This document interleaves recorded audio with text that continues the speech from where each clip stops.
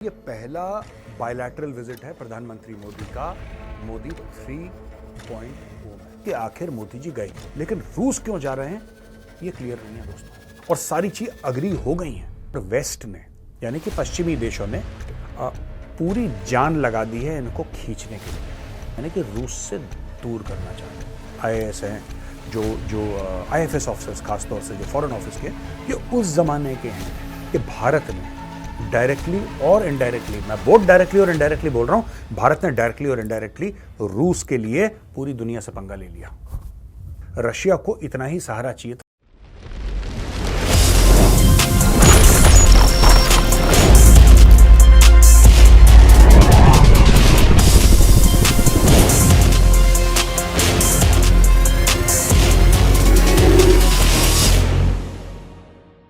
जय हिंद दोस्तों, मैं हूं मेजर गौरव आर्य और आप देख रहे हैं द चाणक्य डायलॉग्स। इस वीडियो को लाइक करिए, हमारे चैनल को सब्सक्राइब करिए, बेल आइकन दबाना बिल्कुल मत भूलिएगा। दोस्तों, प्रधानमंत्री मोदी रूस में हैं और यह पहला बायलैटरल विजिट है प्रधानमंत्री मोदी का मोदी 3.0 में, यानी कि जब तीसरी बार मोदी जी प्रधानमंत्री बने तो पहला फॉरेन विजिट है। हम इसमें इटली को नहीं गिन रहे क्योंकि वहां पे वो G7 के लिए गए थे, वो बायलैटरल नहीं था, ये पहला बायलैटरल है। और मेरे लिए कुछ चीजें बड़ी सरप्राइजिंग हैं और ये पूरा का पूरा आज का वीडियो है ना, ये मेरा एनालिसिस है। अक्सर क्या होता है कि हम न्यूज आर्टिकल पढ़ते हैं, फिर न्यूज आर्टिकल के ऊपर हम कमेंट करते हैं। ये शायद पहली बार ऐसा कोई न्यूज आर्टिकल है नहीं, मैं अपने दिमाग से या कुछ पढ़ी चीजें दाएं बाएं से इंफॉर्मेशन कलेक्ट करके खुद एनालाइज करने की कोशिश कर रहा हूं कि आखिर मोदी जी गए क्यों। आपने एक बात देखी होगी, मोदी जी ये 50 देश जा चुके हैं, 10 साल से ऊपर प्रधानमंत्री रह चुके हैं, 50 देश जा चुके हैं मोदी जी। जब भी जाते हैं, आप एक बात नोट करना, मोदी जी जब भी किसी देश जाते हैं क्लियर कट एजेंडा होता है, इतने बजे आएंगे, इतने बजे आएंगे, इस दिन गए, इस दिन आए और ये लेकर आए, ये देकर आए। इट्स वेरी क्लियर, वो मीडिया को बताया जाता है, फॉरेन ऑफिस उसकी ब्रीफिंग करता है। उदाहरण के लिए अमेरिका गए तो इन्होंने वहां पे स्पीच दी, वहां पे व्हाइट हाउस में, ये सब हुआ। इसके अलावा बोला कि नहीं साहब, हम जी के इंजन्स लेकर आ रहे हैं, हम 31 प्रेडेटर ड्रोन्स की डील साइन कर आए हैं और हमारा इतना इन्वेस्टमेंट होगा, ये होगा। मतलब उनके बड़े क्लियर आउटकम्स रहते हैं। आप वो जिस देश में चले गए, चाहे वो कुछ घंटे के लिए आबू धाबी चले जाएं, कुछ घंटे के लिए गए, हाँ बैप्स का मंदिर है, बैप्स के मंदिर को 14 फरवरी को उदाहरण के लिए उनको फीता काटना है, वहां पे इनॉग्रेट करा, पूजा पाठ करा, फ्लाइट पकड़ के। यानी कि मोदी जी की एक चीज रही है कि जब भी जाते हैं क्लियर रहता है, मैं अब जाऊंगा, अब आऊंगा, ये काम मैंने करना है, ये देना है, ये लेना है, कहानी खत्म, नेक्स्ट। ये उनका रहा है। और ये बात मैं 2014 से, जब मैं मीडिया में नहीं आया था, मैं तब से नोट कर रहा हूं एक एक चीज। अच्छा, अभी रूस में है, रूस के बाद ऑस्ट्रिया जा रहे हैं, वो भी क्लियर है क्यों जा रहे हैं, मैं वो बाद में डिस्कस करूंगा, वो भी बिल्कुल क्लियर है। लेकिन रूस क्यों जा रहे हैं ये क्लियर नहीं है दोस्तों। और ये मेरे लिए बड़ी सरप्राइजिंग बात है क्योंकि मोदी जी का पहली बार ऐसा हो रहा है कि कहीं जा रहे हैं, कुछ क्लियर नहीं है। हां, कुछ चीजें बताई हैं मिनिस्ट्री ऑफ एक्सटर्नल अफेयर्स ने, ऐसी बात नहीं है कि छुप के नहीं, क्लियरली बताई हैं कुछ चीजें, और रूस भी कुछ चीजें क्लियरली बता रहा है। लेकिन इसमें टेक अवे क्या है मुझे समझ में नहीं आ रहा। इसमें टेक अवे क्या है, अब मैं आपको 2-3 और बातें बताता हूं जिससे आपको क्लियर हो जाएगा। क्या खुल के ऐसी बात हुई है कि हम इतने अरब डॉलर की तेल की डील साइन करेंगे? नो। ये जो बातें होती हैं ना कि ये ट्रांजैक्शनल बातें, ये हेड ऑफ स्टेट के जाने से पहले सेट हो जाती हैं। यानी कि जब सर्दियों में डॉक्टर जयशंकर मॉस्को गए तब उन्होंने सब, ये होता ही ऐसे है, जब 2 राष्ट्रपति, 2 प्रधानमंत्री या राष्ट्रपति प्रधानमंत्री के बीच में 2 हेड्स ऑफ स्टेट की मीटिंग होती है तो पहले से ही सारी डील साइन होती हैं कि भाई साहब ऐसा है, ये होगा, ये होगा, आपको सिर्फ जाके वहां पे अपना सिग्नेचर करना है। और सारी चीज अग्री हो गई हैं, सारी चीजें अग्री हो गई हैं। ये होता है, हर जगह होता है। इस बार कुछ पता ही नहीं लग रहा। और आज मैं आपको बताऊंगा कि मेरे हिसाब से क्या है। हो सकता है मेरा एनालिसिस बिल्कुल ही गलत हो, यह भी हो सकता है दोस्तों, और यह हो सकता है कि ठीक हो। मुझे ऐसा लगता है ठीक है। अब मैं आपको बताता हूं उसमें स्टोरी क्या है। देखिए दोस्तों, 2-3 चीजें हैं। सबसे पहले तो यह सिग्निफिकेंट बात है कि पहला बायलैटरल रूस, अक्सर मोदी जी जब भी जाते हैं, पहले भी जब भी गए तो ऐसा नेबरिंग कंट्री में जाते हैं। यह मोदी जी का ट्रेडिशन है। 2014, 2019 नेबरिंग कंट्री, ये पहली बार हुआ है 2024 में कि नेबरिंग कंट्री में नहीं गए, यानी कि इमीडिएट पड़ोस में नहीं गए। सागर पॉलिसी है, नेबरहुड फर्स्ट पॉलिसी है। इसको अलग करते हुए सबसे पहले गए रशिया, और कोई बता नहीं पा रहा क्यों। देखिए, दो तीन बातें हैं दोस्तों जो हमें समझनी पड़ेंगी। पहली चीज यह है कि भारत और रूस के जो रिश्ते हैं बहुत पुराने हैं, और वेस्ट ने यानी कि पश्चिमी देशों ने पूरी जान लगा दी है इनको खींचने के लिए, पूरी जान लगा दी है कि किसी तरीके से मोदी जी को वेस्ट के पास बिल्कुल खींच लें और वेस्ट के पास इनको ले आए। वेस्ट के पास लाने का क्या मतलब है? क्या हमारी वेस्ट से दुश्मनी है? नहीं, हमारे बड़े अच्छे मधुर ताल्लुकात हैं, हमारा ट्रेड चलता है, हम हथियार खरीदते हैं वेस्ट से, हम वहां पे रिसर्च एंड डेवलपमेंट है। वेस्ट की कौन सी ऐसी बड़ी कंपनी नहीं है जो भारत में नहीं है? बाय द वे, कौन सी ऐसी बड़ी अमेरिकन कंपनी है जो भारत में नहीं है? उसका ऑफिस या उसकी फैक्ट्री या उसका रिसर्च एंड डेवलपमेंट कौन सी ऐसी है? मुझे तो कोई समझ में नहीं आ रही। ज्यादातर है इंडिया में, 90% भारत में है ऑलरेडी। फिर वेस्ट क्या चाह रहा है? बेसिकली जब वेस्ट ये कहता है कि हम आपको अपनी तरफ करना चाहते हैं, यानी कि रूस से दूर करना चाहते हैं।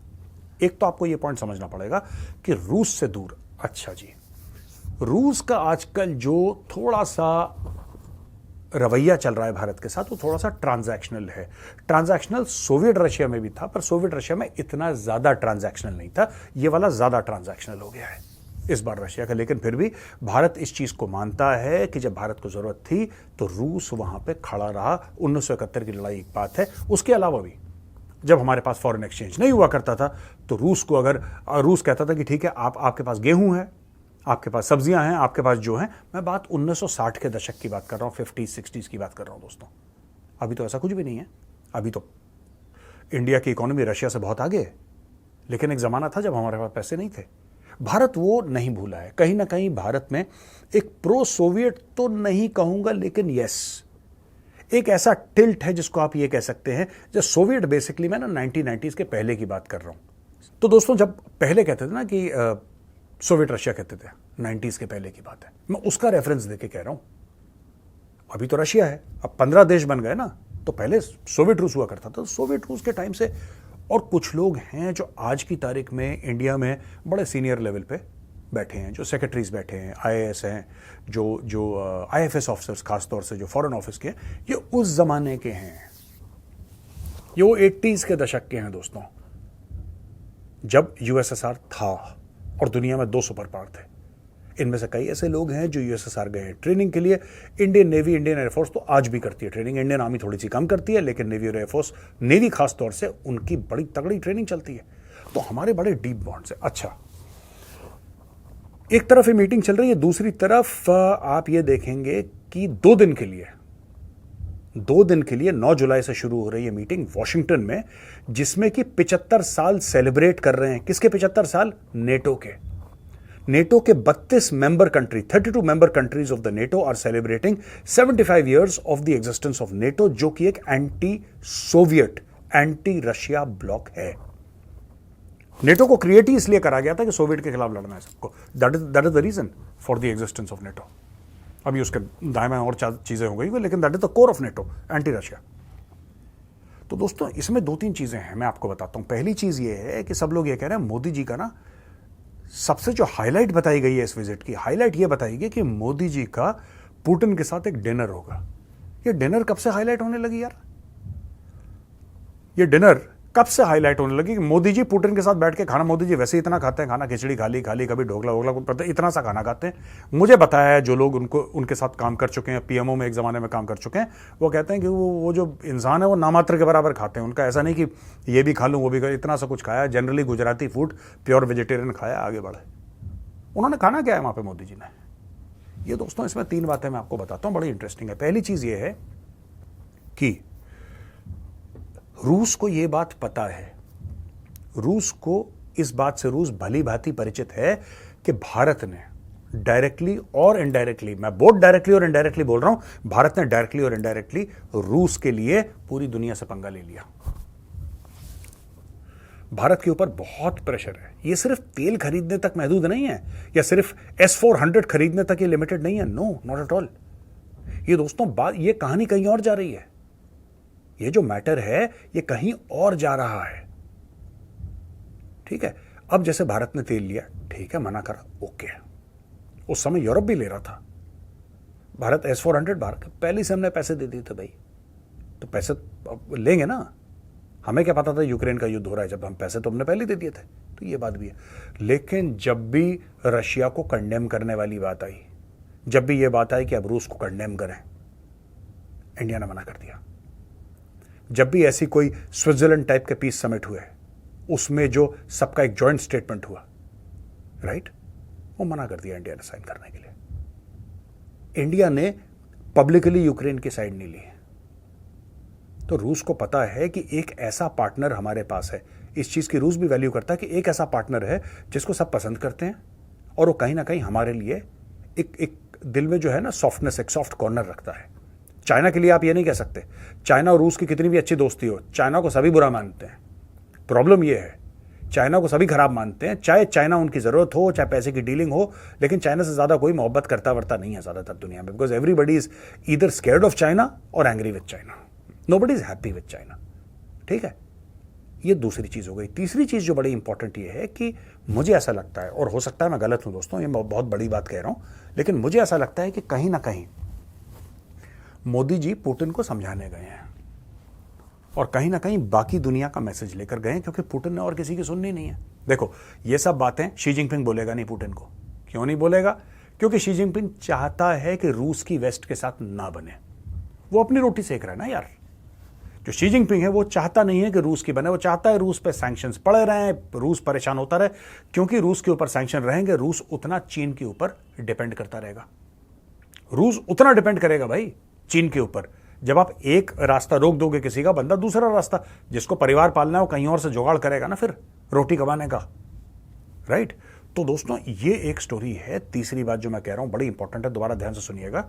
कहीं ना कहीं भारत ये कोशिश कर रहा है कि चाइना से रशिया को डीकपल करा जाए ऐसे, और वो जॉइंट रिलेशनशिप है भाई, इसलिए मैं वर्ड डीकपल यूज कर रहा हूं जिम्मेदारी के साथ। कहीं ना कहीं उनको अलग करा जाए, थोड़ा सा गैप लाया जाए, और पुतिन को यह बात समझाई जाए कि यार आप टेम्परेचर थोड़ा सा कम करो यूक्रेन को लेके, आप हल्का सा टेम्परेचर कम करो। और आपको पता है वेरी रिसेंटली इटली में जो मीटिंग हुई थी, वहां पे जेलेंस्की भी आया था, और जेलेंस्की और मोदी जी की बातचीत हुई है, हैंडशेक हुआ है, और जेलेंस्की ने मोदी जी को इनवाइट करा है कि आप कीव आइए। उसने बोला है जेलेंस्की ने कि मोदी जी आप आए, क्योंकि उसको भी पता वो क्यों बुला रहा है। He is very smart. Zelensky को पता है कि एक ऐसा बंदा जिसकी पुतिन सुनेगा उसका नाम है मोदी।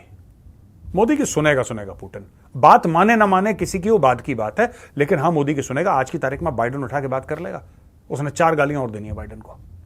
कौन ऐसा वर्ल्ड लीडर है जो पुतिन को आज ये बोल दे कि यार पुतिन तुम ये काम करो यार?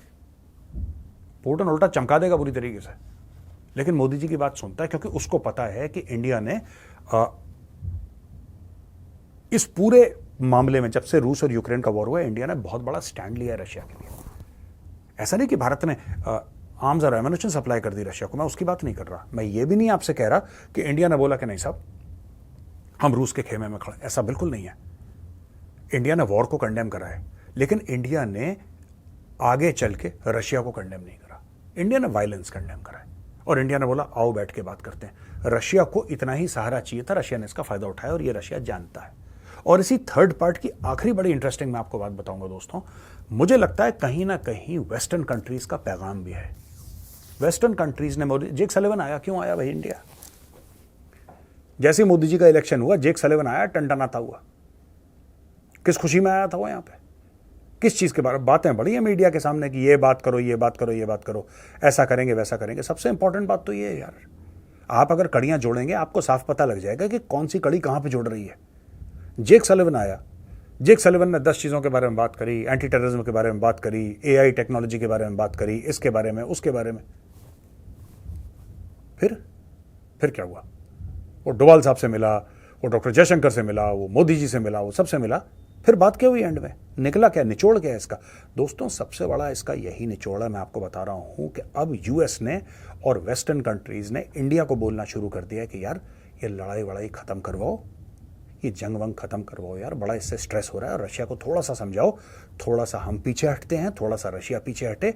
You play the peace broker. दोस्तों आप एक और नाम बता दो हेड ऑफ स्टेट का, प्लीज, ये मैं आपसे रिक्वेस्ट करूंगा। आप कमेंट सेक्शन में लिख दो कोई और देश, या कोई और नेता दुनिया में जो इसके लिए इस यूनिक पोजीशन में है कि यह लड़ाई खत्म करवाए? आप बताओ। अमेरिका तो वेपन सप्लाई कर रहा है यूक्रेन को खुले, चाइना कर नहीं सकता, Germany is totally on the side of Ukraine, totally मतलब टोटली, ठीक है। तो कौन करेगा? आप बताओ कौन है? यूके नहीं करेगा? पूरा यूरोपियन यूनियन पीछे खड़ा हुआ है इसके, यूक्रेन के, कह रहा पैसा ले लो, हथियार ले लो, जो मन चाहे ले लो, ठोको रशिया को। इसीलिए डेस्परेशन में पुतिन चला जाता है किम जोंग से मिलने के लिए। किम जोंग वो पागल का बच्चा है जिससे को मिलना ही नहीं चाहता, मजबूरी में चला जाता है किम जोंग से, उसके गले में हाथ डाल के घूम रहा है पुतिन। उसके बाद वियतनाम चला जाता है। ये सब हो क्यों रहा है दोस्तों? इसीलिए अब मुझे लगता है कि पुतिन अपने आप को कॉर्नर फील करना उसने शुरू कर दिया है, जबकि इसकी इकोनॉमी ठीक है, इकोनॉमी में ग्रोथ भी है उसकी, सब कुछ है, और पैरामीटर्स भी हमने डिस्कस करे थे इसी शो में कुछ दिन पहले। लेकिन अब मुझे ऐसा लगता है कि now what he has started feeling is that कि इतने ज़्यादा सैंक्शंस हो गए ना, इतने ज़्यादा रिस्ट्रिक्शन हो गए, इतने ज़्यादा उसके डॉलर बाहर रुक गए हैं रशिया के, कि अब रशिया थोड़ा सा इसमें घुटन महसूस कर रहा है। उसको वे आउट दिलाने के लिए, एक रास्ता दिलाने के लिए भारत की ज़रूरत है। और भारत कहीं ना कहीं रेस्ट ऑफ द वर्ल्ड में, वेस्ट नहीं बोल रहा इसमें, मैं अमेरिका नहीं बोल रहा, ठीक है, मैं नेटो की बात नहीं कर रहा कि India has got nothing to with NATO. मैं ये बात कर रहा हूं कि India is carrying a message from the rest of the world that there should be peace in Ukraine and Russia both. There should be peace and India will broker that peace. मुझे ऐसा लगता है। बाकी इनकी बातें defence के बारे में हुई होंगी तो हुई होंगी, पक्का हुई होंगी। तेल को लेके हम किस तरीके से वो नॉर्थ साउथ ट्रांसपोर्ट कॉरिडोर को और जिंदा कर सकते हैं, जैसे रूस ने अभी 2 ट्रेन भर के कोयला भेजा, भारत कुछ भेजेगा, ये सारी की सारी चीज़ें डिस्कस हुई होंगी। लेकिन मैं आपको बात बताऊं, ये सारी की सारी चीज़ें डॉक्टर जयशंकर के लेवल पे वहाँ पे लेवरोव साहब बैठते हैं वहाँ पे मॉस्को में। वो लेवरोव और डॉक्टर जयशंकर के बीच में वो कुटपुट हो चुकी होगी पहले। ये जो मोदी जी गए हैं ना, और पहली बार मैं देख रहा हूँ कि कोई एजेंडा डिस्कस नहीं हो रहा, मीडिया में कोई बात ही नहीं कर रहा इसके बारे में, किसी को पता ही नहीं क्या हो रहा है, किसी को नहीं पता। बस इनकी बातचीत होगी, या खाना खाएंगे, हाँ ये ट्रेड के बारे में बात करेंगे, हाँ ये मोदी जी जाते हैं तो एक्चुअली फिगर्स डिस्कस होते हैं यार। भारत का प्रधानमंत्री जा रहा है, फिगर डिस्कस होते हैं कि इतने अरब डॉलर की ट्रेड है, हम इतने अरब पे ले जाएंगे। हो सकता है वो भी अनाउंसमेंट हो एक आध दिन में, मैं मना नहीं कर रहा, वो भी अनाउंसमेंट हो, लेकिन फिलहाल नहीं। अच्छा, तो दोस्तों ये मैंने आपको बता दिया कि प्रधानमंत्री मोदी रूस गए क्यों, और इसमें मेरा एनालिसिस बहुत ज़्यादा है क्योंकि इसके बारे में खबर कुछ ज़्यादा आ नहीं रही है, which is very surprising for me. मैं भी बड़ा थोड़ा सा अचंभित हूँ, आश्चर्यचकित हूँ इस चीज़ को लेकर कि बॉस बात क्यों नहीं हो रही। मोदी जी जाते हैं तो बहुत हल्ला होता है, इसमें चुपचाप चल रहा है मामला, बिल्कुल अंडर द रडार। खैर, इसके बाद मोदी जी जाएंगे ऑस्ट्रिया दोस्तों, ठीक है। ऑस्ट्रिया में क्या होगा ये मैं आपको बाद में बताऊंगा, कल परसों जब हमारे पास सफिशिएंट डिटेलिंग होगी तब मैं आपको बताऊंगा। लेकिन पर आज मैंने सोचा कि जो मेरे दिल और दिमाग में चल रहा है ना इसमें, कि मोदी जी क्यों गए यार, कुछ बोला नहीं इन्होंने, क्या है बातचीत क्या हो रखी है, मैंने बोला उसका एनालिसिस आज आपको मैं दे देता हूं। अगर वीडियो पसंद आए दोस्तों तो इस वीडियो को लाइक जरूर करिएगा। जय हिंद, वंदे मातरम, भारत माता की जय।